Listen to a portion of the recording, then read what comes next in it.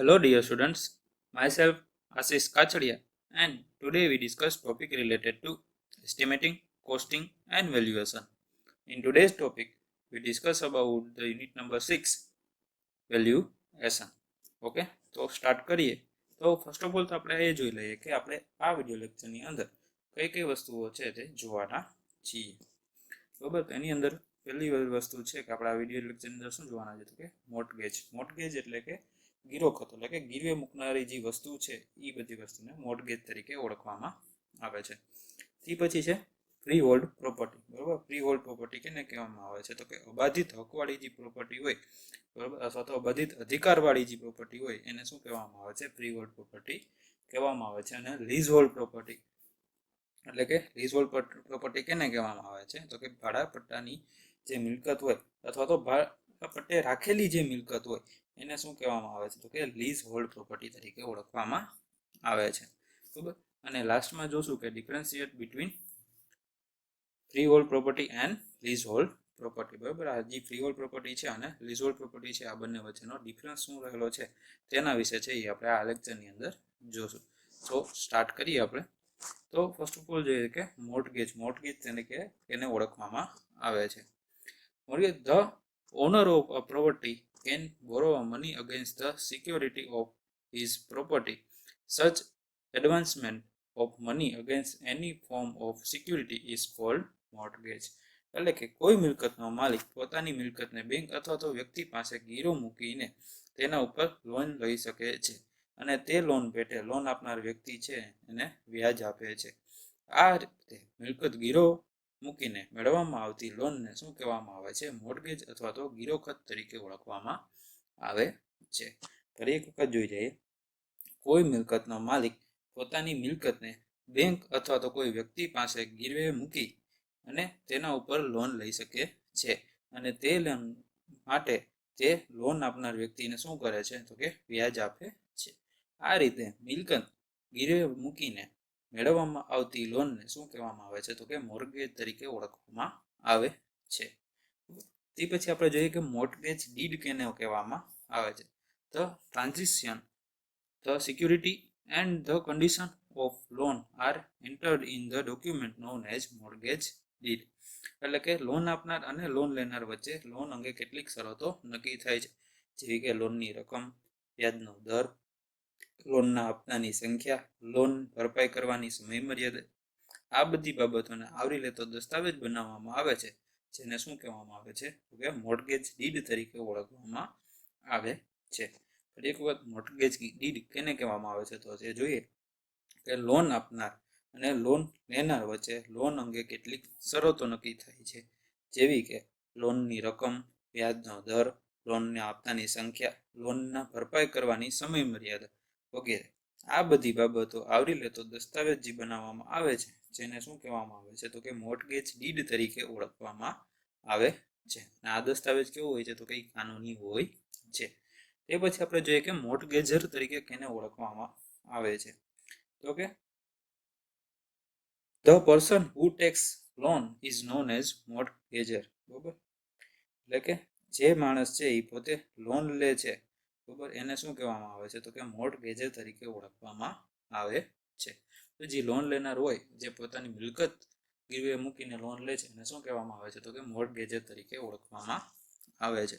તે પછી મોર્ટગેજી કેને કહેવામાં આવે છે તો કે the person who advance the loan is known as mortgagee. એટલે કે જે માણસ લોન આપે છે તેને શું કહેવામાં આવે છે તો કે મોર્ટગેજી તરીકે ઓળખવામાં આવે છે. જે માણસ લોન લે છે એને મોર્ટગેજર કહેવાય અને જે લોન આપે છે એને શું કહેવાય છે તો કે મોર્ટગેજી તરીકે ઓળખવામાં આવે છે. લાસ્ટમાં આપણે જોઈએ કે ઇક્વિટી ઓફ રિડેમ્પશન. બરોબર, શું છે તો કે when the loan is fully repaid together mortgager has got the right to free his property from the mortgagee and this is known as equity of redemption. બરોબર, એટલે કે શું કહે છે તો કે જ્યારે લોનની ભરપાઈ પૂરી થઈ જાય, વ્યાજ સહિત બધું જ ભરપાઈ પૂરી કરી દેવામાં આવે છે, ત્યારે શું થાય છે કે મોર્ટગેજી જે છે, બરોબર, એને શું કરવાનું તો કે મોર્ટગેજરની પ્રોપર્ટી છે એ ફ્રી કરી દેવામાં આવે છે. અને આને શેના વડે ઓળખવામાં આવે છે તો કે ઇક્વિટી ઓફ રિડેમ્પશન તરીકે ઓળખવામાં આવે છે. બરાબર. આ સિવાય આપણે જોઈએ કે મિલકત ગીરવે મૂકનાર હજી પણ પોતાની મિલકત વચ્ચેનો હક ધરાવતો હોય છે. બરાબર. જે પોતે ગીરવે મૂકે એ પોતાની મિલકત વેચી શકે છે અને મિલકત તેના કબજામાં રહે છે. બરાબર. એ જેને લોન આપી છે મોર્ટગેજી, તો એના હકમાં કોઈ મિલકત વેચવાનો એનો સવાલ હોતો નથી. લોન વ્યાજ સાથે સંપૂર્ણ ભરવી ગયા બાદ તેનો માલિક પોતાની મિલકતનો કબજો પાછો મેળવી શકે છે, પરંતુ લોન લેનાર માણસ નક્કી કરેલ સમય મર્યાદામાં લોન ભરપાઈ ન કરે તો લોન છે એ આપનાર માણસ તેની પાસે ગીરવે મૂકેલી મિલકતને છે એ વેચી શકે છે. જો સમય મર્યાદા પૂરી થઈ જાય તે પછી છે એ મોર્ટગેજી છે એ શું કરે છે, તો પોતાની મિલકત છે એ વેચી અને ગીરવે મૂકેલી મિલકત જે છે એ વેચી અને પૈસાનું છે એ પાછા મેળવી શકે છે. બરાબર. નેક્સ્ટ આપણે જોઈએ કે ઇક્વિટેબલ મોર્ટગેજ. બરાબર. ઇક્વિટેબલ મોર્ટગેજ કેને કહેવાય?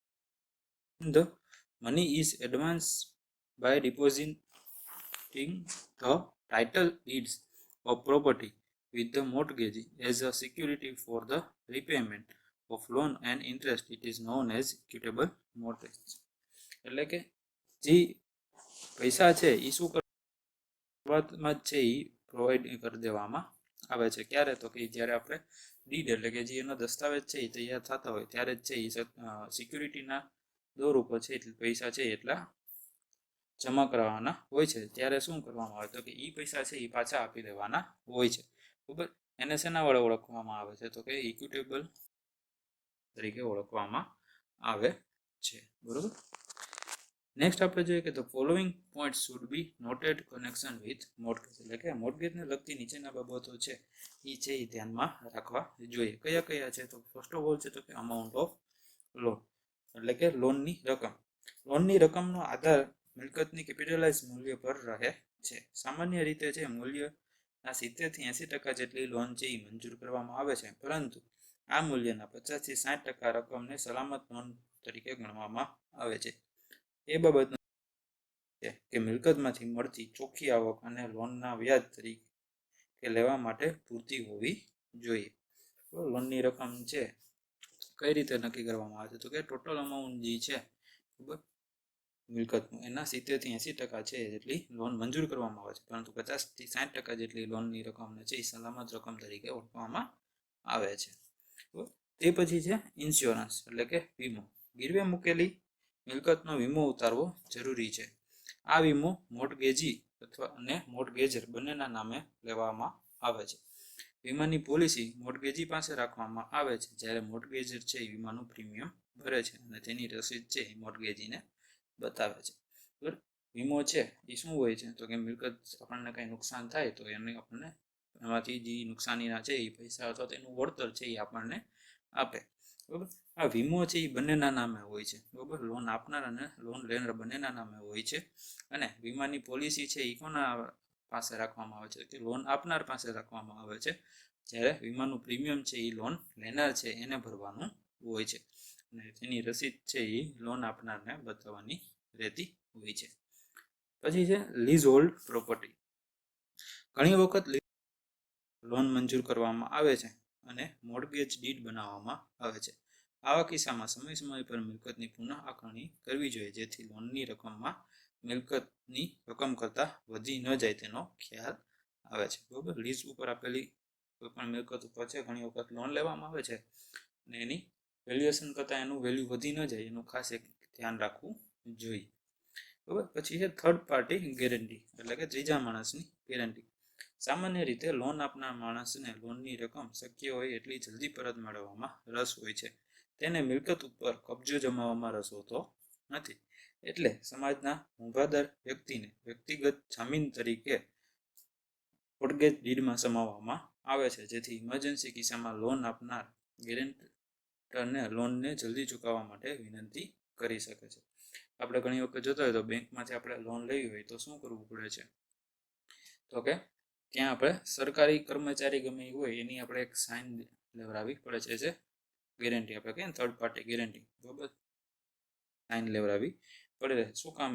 તો કે છે એ આપણે કોઈ પણ લોન લેનાર વ્યક્તિ ક્યાંય પણ હોઈ જાય તો એ છે એની દ્વારા છે એ પકડી શકે, કારણ કે એ પોતે છે એ ગવર્મેન્ટ અધિકારી હશે એટલે પોતે પણ ક્યાંય જઈ શકે નહીં. એટલે સામાન્ય દોર ઉપર છે એ સરકારી કર્મચારીની સાઇન છે એ થર્ડ પાર્ટી ગેરંટી તરીકે બેંકમાં લેવામાં આવે છે. બરાબર. તે પછી છે વેલ્યુએશન. વેલ્યુએશન એટલે કે આકારણી. બરાબર. વેલ્યુએશનમાં મિલકતની નેટ ઇન્કમની સાવચેતીપૂર્વક ગણતરી કરવામાં આવે છે. આ રકમ વ્યાજ પેટે લેવાની રકમ કરતાં ઓછી ન હોવી જોઈએ. એવી ચીજ વસ્તુઓ કે જે લોનમાં લેનાર સહેલાઈથી મોર્ગેજીને જાણ કર્યા વગર લઈ જઈ શકે છે તેને વેલ્યુએશનમાં સમાવેશ કરવામાં આવતો નથી. બરાબર. વેલ્યુએશનમાં છે મિલકતની સાવચેતીપૂર્વક છે આકારણી કરવામાં આવે છે અને જે રકમ છે એના કરતાં ઓછી રકમ થઈ જાય એવું વેલ્યુએશનની રકમ કરીએ એ ઓછી થાય લોન કરતાં એવું બને નહીં, એનું ખાસ ધ્યાન રાખવાનું હોય છે. બરાબર. તે પછી છે લીઝ હોલ્ડ પ્રોપર્ટી. બરાબર.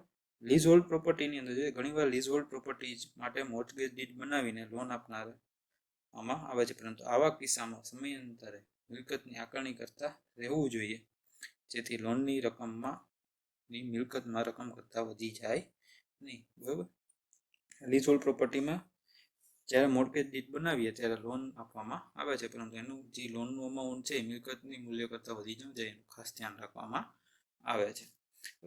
તે પછી છે સબસિક્વન્ટ મોર્ટગેજ એટલે કે બીજી વખતનો મોર્ટગેજ. જ્યારે એક જ મિલકત ઉપર એક કરતાં વધારે માણસ પાસેથી લોન લેવામાં આવે ત્યારે પ્રથમ મોર્ટગેજ ડીડ ધરાવનાર માણસનો દાવો પ્રથમ રહે છે, ત્યારબાદ પછીના બીજા મોર્ટગેજ ડીડ બનાવનાર માણસનો રહે છે. એટલે બીજું મોર્ટગેજ ડીડ બનાવતી વખતે લોન આપનારે લોનની રકમ મંજૂર કરવામાં સાવચેતી રાખવી જોઈએ. જો એક જ મિલકત ઉપરથી બે જગ્યાએથી તમે લોન લ્યો તો જેમાં પાસે પહેલી લોન લીધી છે એનો હક છે એ પહેલાં રહે છે, એ દસ્તાવેજ છે એ પહેલાં કાનૂની તરીકે ગણવામાં આવે છે. ત્યારબાદ છે એ બીજા જે વ્યક્તિ પાસે છે અથવા તો બેંક પાસેથી આપણે લોન લીધી હોય એના દસ્તાવેજ છે એનું મોર્ટગેજ ડીડ છે એ પછી કાનૂની ગણવામાં આવે છે. બરોબર. નેક્સ્ટ આપણે જોઈએ કે ફ્રી હોલ્ડ પ્રોપર્ટી. બરોબર. ફ્રી હોલ્ડ પ્રોપર્ટી એટલે કે અબાધિત અધિકારવાળી પ્રોપર્ટી એને કહેવામાં આવે છે. તો જોઈએ કે freehold property means that the owner is on absolute possession of the property. The freeholder can utilize the same in any manner he likes, is subject to the rule and regulations of the government and local authority. એટલે કે જે મિલકતની સંપૂર્ણ માલિકી મકાન માલિકની હોય અને મકાન માલિક સરકારી નિયમો અને કાનૂનોના આધારે ગમે તેમ કરી શકે તેવી મિલકતને અબાધિત હકવાળી અથવા તો અબાધિત અધિકારવાળી મિલકત અથવા તો એને ફ્રી હોલ્ડ પ્રોપર્ટી તરીકે ઓળખવામાં આવે છે. He may sell the property, divide it, develop it, or grant it on lease at his sweet will. એટલે કે આવી મિલકતને તે પોતે વાપરી શકે છે, ભાડે આપી શકે છે, વેચી શકે છે અને ગીરવે પણ મૂકી શકે છે અને એના વિલમાં પણ એ તેને જે કરવું એ કરી શકે છે. બરાબર. નેક્સ્ટ આપણે જોઈએ કે restriction for free hold property એટલે કે ફ્રી હોલ્ડ પ્રોપર્ટીના બાદ અને અંકુશો એના ઉપર અંકુશો છે એ કયા કયા રહેલા છે. The statement that the owner of freehold property can do anything with his property only means that he can sell or develop or create less rent without the consent of other private person. એટલે કે free hold પ્રોપર્ટીનો માલિક મિલકતનો સંપૂર્ણ કબજેદાર હોય છે, એટલે તે પોતાની મિલકતને વેચી શકે છે, મિલકતનું ભાડું મેળવી શકે છે અને પોતાની ઈચ્છા મુજબ રાખી શકે છે અને મિલકતમાં સુધારા વધારા પણ કરી શકે છે. However, the powers of the freeholder are mainly restricted by the following two factors. એટલે કે આમ છતાં તેના પર નીચેના મુજબના બે અંકુશો છે એ લાગે છે. કયા કયા? તો law of land and right of other એટલે કે જમીનનો કાયદો અને બીજાના અધિકાર. જમીનના કાયદાની અંદર શું આવે તો કે ફ્રીહોલ્ડ પ્રોપર્ટીના વિકાસ અને સુધારા વધારા સરકારી કાયદામાં રહીને જ કરી શકાય છે. બિલ્ડિંગ બાય લોસ છે એ લોકલ ઓથોરિટીને આપણે માનવા જ પડે છે. સરકારી કાયદા પ્રમાણે મિલકત બાંધતા પહેલા બાંધેલા મિલકતમાં સુધારા વધારા કરવા માટે લગતી વળગતી સત્તા પાસેથી આપણે શું કરવું પડે છે? મંજૂરી લેવી પડે છે. આ કાયદા હેઠળ જાહેર હિત કે સરકારી કામ માટે મિલકતની જરૂર પડે તો તે સરકારને આપણે શું કરવી પડે છે? પાછી આપવી પડે છે. આ બધું શેની અંદર આવે તો કે લો ઓફ લેન્ડની અંદર. જ્યારે રાઇટ ઓફ અધર એટલે કે બીજાના અધિકારની અંદર શું આવે તો કે ફ્રી હોલ્ડ પ્રોપર્ટીનો માલિક પોતાની મિલકતનો વિકાસ છે એ કરી શકે છે, પરંતુ તેવો વિકાસ કરવામાં તે બીજા આ હક છીનવી ન શકે. જેમ કે જમીનનો માલિક છે પોતાની જમીનમાં બાંધકામ કરતી વખતે પાડોશીની ખુલ્લી જગ્યા કે પેસેજમાં અવરોધ ન કરી શકે. એટલે કે ત્યાં એ બીજાની ખુલ્લી જગ્યા હોય એમાં તે બાંધકામ કરી શકે નહીં. એટલે એ બીજાનો અધિકાર કહેવામાં આવે છે. બરાબર, આ બે છે એ રેસ્ટ્રિક્શન રહેલા છે. કેના માટે? તો કે ફ્રી હોલ્ડ પ્રોપર્ટીના છે એ બે રેસ્ટ્રિક્શન રહેલા છે. આ બે અંકુશો છે એ ફ્રી હોલ્ડ પ્રોપર્ટીના રહેલા છે. બરોબર. નેક્સ્ટ આપણે જોઈએ કે લીઝ હોલ્ડ પ્રોપર્ટી. બરાબર, લીઝ હોલ્ડ પ્રોપર્ટી કેને કહેવામાં આવે છે? અથવા તો ભાડા પટ્ટે રાખેલી પ્રોપર્ટી જે છે, મિલકત જે છે એને કહેવામાં આવે છે. એની અંદર જોઈએ કે the owner of the free hold property May give permission to any other person to use his freehold property, which is known as giving property on lease, and such property is called as leasehold property. જે મિલકત ભાડે રાખનાર માણસના ભૌતિક કબજામાં હોય તેના ઉપયોગ ભાડે રાખનાર માણસને લેખિત દસ્તાવેજમાં વર્ણવેલી શરતોને આધીન જ કરી શકાય તેવી હોય આવે છે ભાડા પટ્ટાની મિલકત અથવા ભાડે રાખેલી મિલકત અથવા તો લીઝ હોલ્ડ પ્રોપર્ટી તરીકે ઓળખવામાં આવે છે. બરાબર. તે પછી the person who takes the lease is known as lessor અથવા તો લીઝ હોલ્ડર. બરાબર. જે વ્યક્તિ પટ્ટે આપેલી મિલકતનો અબાધિત હક ભોગવતી હોય, જેણે પોતાની મિલકતને બીજી વ્યક્તિને કોઈ ચોક્કસ સમય માટે ચોક્કસ શરતોથી આપેલી હોય અને મુદત પૂરી થઈ મિલકતનો કબજો લઈ શકે તેવી વ્યક્તિને શું કહેવામાં આવે છે? તો કે લેઝર તરીકે ઓળખવામાં આવે છે. The owner of the property who grants lessor. એટલે કીધું ને કે આપણે જે પણ આ બધી વ્યક્તિ છે એને શું કહેવામાં આવે છે? જે પોતાની શરતો પાડી અને અમુક ચોક્કસ મર્યાદા સુધી આપે એને શું કહેવામાં આવે છે? તો કે લેઝર કહેવામાં આવે છે.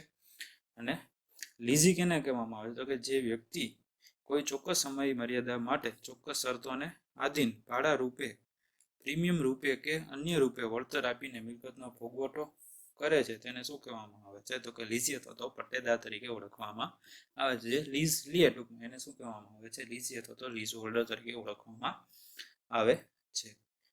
સામાન્ય રીતે મિલકત 21, 50, 99 અથવા તો 999 વર્ષ માટે જુદી જુદી શરતોથી પટ્ટે આપવામાં આવે છે.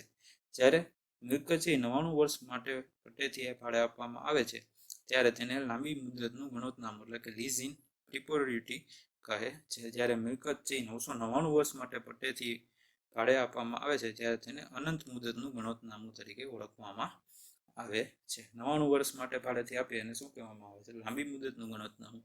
અને 999 વર્ષ માટે પટ્ટે આપવામાં આવે એને શું કહેવામાં આવે છે? તો કે અનંત મુદતનું ગુણોત્તરનામું તરીકે ઓળખવામાં આવે છે.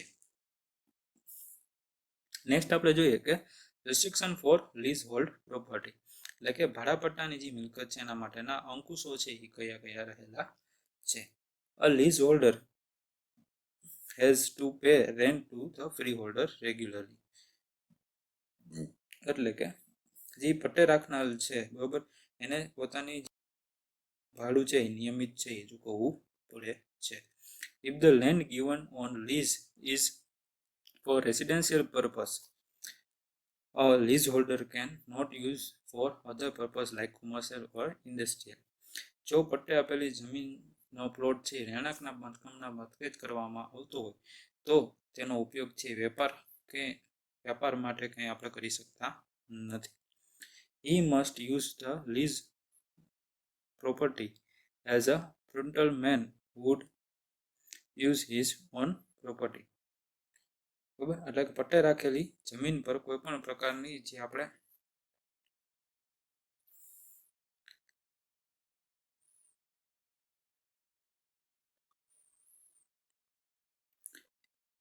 He must use the leased property as prudent man would use his own property.